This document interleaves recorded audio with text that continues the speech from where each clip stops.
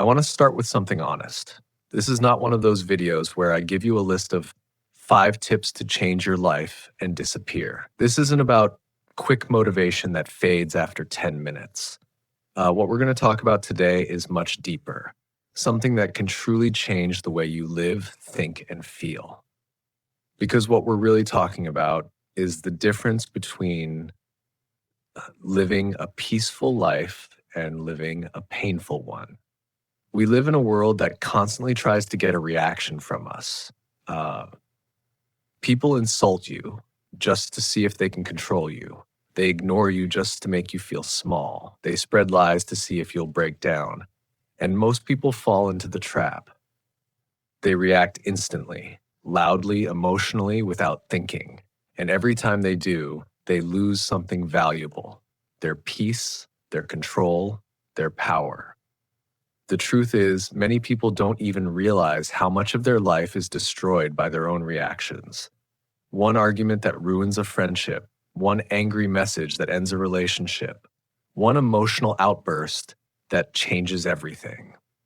So today, I'm asking you to listen carefully, because if you truly understand what I'm about to say, you'll begin to see the world and yourself differently. You'll become someone who isn't controlled by chaos. Someone calm, strong, peaceful, untouchable. Not because life is easy, but because you no longer let the world control your mind. This message isn't only for people chasing success. It's for those who are tired of being controlled by emotions, tired of being broken by anger, fear, and frustration. It's for those who are ready to take their power back. And if you stay until the end, I promise you'll discover a kind of strength most people never find in their entire life. Lesson 1. When you react, you lose control. Whenever someone can press a button and make you angry, whenever a few words from someone can completely change your mood, whenever someone's silence, insult, or opinion can shake your peace, you are no longer in control. It's like being a puppet, and your emotions are the strings. You're being moved by other people's actions, not your own decisions. A lot of people think that reacting quickly makes them strong, but reacting fast doesn't mean you're powerful. It means you're easy to manipulate. Every time you react without thinking, you give away something precious: your peace, your energy, your focus. You let the world decide how you feel. Think about it. How many moments in your life were ruined because you reacted too fast? How many times did you say something in anger and later regret it? How many times did you send a message you wished you could take back? This is what emotional slavery looks like. You might not see chains on your hands, but your emotions are being controlled by the world around you. And the worst part, you don't even realize it. There was once a young man who worked in an office. He was kind, hardworking, and respectful. One day during a meeting, his manager criticized him unfairly in front of everyone. It wasn't true. It wasn't fair. And in that moment, the young man lost control. He shouted, he argued, he tried to defend himself. The room went silent. Everyone stared. His manager calmly walked away. But from that day on, no one remembered him as the hardworking guy. They remembered him as the emotional one. His one reaction destroyed years of quiet effort. He didn't win. He lost because he let someone else decide how he would respond. The solution, the 5-second rule. Here's what strong people do. They pause. The next time someone insults you, ignores you, or lies about you, don't speak. Don't move. Don't react. Just breathe. Inhale deeply, exhale slowly for 5 seconds, because in those 5 seconds, you take back the one thing no one should ever have: your control. When you pause, something powerful happens. The emotion begins to fade. The fire inside you cools. Your brain starts to think clearly again. You can still respond if you need to, but now your response will be calm, not chaotic. Your words will be wise, not angry. This one habit, this one pause can change your entire life. in relationships, in business, in family conflicts, in every situation. Because when you stop reacting, you don't become weak. You become powerful. You become untouchable. You become free. There was a girl once who cared too much about what people thought. When rumors spread about her, she tried to explain herself to everyone. She wrote long posts online, hoping people would understand. But no one really listened. Some stopped talking to her. She cried at night, wondering why nobody believed her truth. Weeks passed. She stopped studying, stopped dreaming. Her smile disappeared and bitterness took its place, all because she gave her energy to something she should have walked away from. She could have stayed silent. She could have let her actions speak louder than her words, but instead she gave her energy to people who didn't deserve it. Years later, she said something powerful. I didn't lose because of what they said. I lost because I tried to fix what didn't matter. That's the truth. Sometimes we lose not because of others, but because we waste energy trying to explain ourselves to people who have already made up their minds. The real solution? Protect your energy like it's gold. Every morning, make a quiet list in your mind. What truly deserves my energy today? If it's not on that list, walk away. Don't fight small battles. You're not here to win arguments. You're here to win your life. Stop explaining yourself to people who are committed to misunderstanding you. If someone has already decided who you are, no amount of words will change their mind. Respond only where growth is possible. If a conversation can't help you rise, it's a trap meant to pull you down. And remember, walking away isn't weakness, it's wisdom. You don't have to show up for every fight you're invited to. Peace isn't found in winning every battle. Peace is found in knowing which battles aren't worth fighting at all. Lesson 5. The one who stays calm wins. The world respects people who stay calm when everything around them is falling apart. Calm people are trusted. Calm people are respected. They make better decisions, build stronger relationships, and live wiser lives. Why? Because when you stay calm, you keep your power. When you stay calm, you can see things clearly. And when you stay calm, you become the quiet leader in every room, even if you say nothing. Most people live like storms. They shout, panic, cry, blame, and lose control, then wonder why life feels so hard. But calm people, they are the stillness that scares the storm away. Calmness doesn't mean you don't feel pain. It means you've learned to hold pain with strength instead of panic. The old man on the train. There was once a man on a crowded train. Suddenly, another man entered, drunk, angry, shouting, and pushing everyone. The passengers grew tense. Some shouted back, some moved away, some pulled out their phones to record.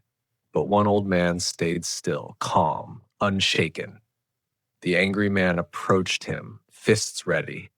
The old man looked at him softly and said, "Whatever happened to you today, I'm sorry it brought you this far."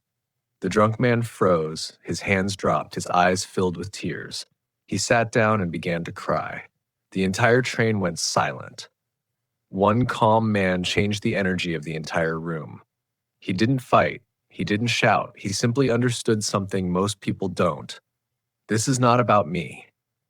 That's what calm people know. Not every storm outside has to become a storm inside.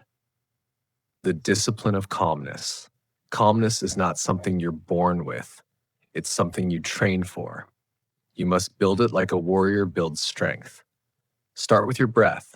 Breathe deeply, often, because when your body is calm, your mind begins to listen. Observe before speaking. Let people reveal who they are. Let situations unfold before you respond. React with strategy, not emotion. Detach emotionally before you act. Ask yourself, am I acting from truth or from pain? If it's pain, wait. If it's truth, proceed. Practice calmness in small moments. Spilled coffee, a delayed train, a rude message. These are not problems. They are training sessions. The more you practice calmness in small storms, the more ready you'll be when life throws the big ones. Anyone can scream, anyone can panic, but the one who can sit in the fire, see clearly, speak gently, and act wisely, that person wins. Because life always follows the calm mind, not the loud one. Lesson 6. Reaction is habit, response is power. Most people don't realize it. They don't react because they're angry. They react because reacting has become a habit. It's automatic, emotional, uncontrolled. When something becomes a habit, you stop questioning it. Someone disrespects you, you fight back. Someone ignores you, you feel hurt. Someone cuts you in traffic, you scream. You never stop to ask, do I really need to react to this? You just do it, because that's what you've always done. But here's the truth. Reaction is automatic. Response is intentional. And only one of them gives you peace, respect, and power.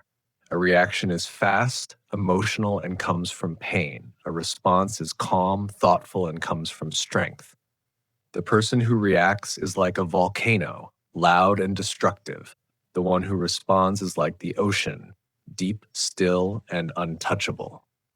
So ask yourself, are you reacting like a machine or responding like a master? Those who respond rule their life. Those who react are ruled by their emotions. The waiter's story. There was once a young waiter in a busy restaurant. He was kind, polite, and hardworking. One evening, a rich man walked in, rude, arrogant, and impatient. He shouted across the room, "Are you deaf, stupid, or just lazy?" Everyone froze. They expected the waiter to explode, to fight back. But he didn't. He looked at the man and said calmly, "Sir, I'm doing my best. If that's not enough, I understand. But I'll continue to serve you with respect because that's who I am." The restaurant went silent. The rich man who came in looking powerful suddenly looked small. The waiter, who seemed powerless, now stood tall. The manager witnessed it all, and that night he offered the waiter a promotion. Because he had learned what most people never do. Reaction is instinct. Response is wisdom. Why we react. We react when we haven't healed our wounds. If you were ignored as a child, you'll overreact when ignored now. If you were humiliated before, you'll overreact to small disrespect. If you were abandoned, you'll overreact to distance. Reactions aren't really about the people in front of you. They're about the pain inside you that was never healed. Until you face that pain, you'll keep reacting to things that don't deserve your peace. The solution? Turn reaction into awareness, then into response. Pause before everything. Even one deep breath can break the automatic chain. Ask yourself, is this about now or about something old? Often the emotion you feel isn't about the present moment, it's an old wound. Awareness is how you take your power back. Respond with truth, not emotion. Truth is strong, emotion is unstable. Speak only when your truth is clear and your heart is calm. Practice this daily. When someone cuts you off in traffic, when your friend forgets to reply, when life feels unfair. Each moment is practice. Each breath is a chance to become stronger. The world doesn't need more reactors. It needs more responders. Because those who stay calm, who think before they speak, and feel before they act, those are the ones who rise. They are remembered not for their noise, but for their grace. And now the question is yours. Will you keep reacting from the pain of your past, or start responding from the strength of your future?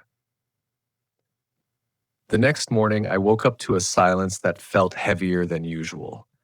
The air in the house was thick, as if it were holding its breath. I made coffee, but even the sound of boiling water felt distant, like it came from somewhere else, some other life. I walked down the hallway again, the same one I'd walked 1,000 times before. But today, something in the light was different. It wasn't the same golden hue that used to spill through the window. It was cold, pale, almost blue. The door at the end of the hall stood open. I froze. I had never seen it open before. Not once. My heart pounded, but I couldn't stop. I stepped closer, slowly, as if drawn by something unseen. Inside, the room was small, bare. Just a chair, a cracked mirror, and a faint trace of dust floating in the light. When I looked into the mirror, I didn't see myself. At least, not the version of me that should have been there. The reflection looked older, tired, worn down by years I hadn't lived yet. His eyes met mine, and for a brief second I thought I saw regret in them. Regret and understanding. He opened his mouth as if to say something, but no words came out. Then the door slammed shut behind me. Everything went dark. I don't know how long I stood there, maybe minutes, maybe hours. But when I opened my eyes again, the room was gone. I was standing outside in the cold morning air, staring at the empty field behind my house. The door, the hall, the house itself, all gone. Only the faint sound of a creaking chair echoed somewhere far behind me. Sometimes late at night, I still hear it, that same slow creak, as if someone or something is still sitting there, waiting. And in those moments, I wonder if I ever really left that room.